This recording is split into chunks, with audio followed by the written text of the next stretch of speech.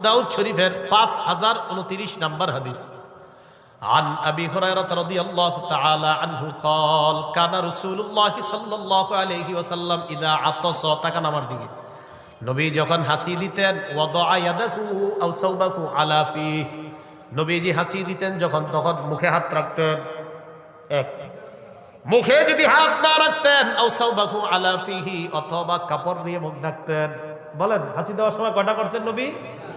এক নাম্বার হয়তো হাত দিয়ে মুখ ঢাকতেন, দুই নাম্বার অথবা কাপড় দিয়ে মুখ ঢাকতেন।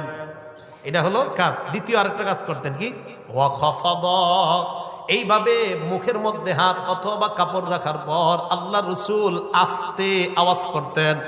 আমি হাসি দেওয়ার পর বলছি আলহামদুলিল্লাহ। বলেন কি বললাম?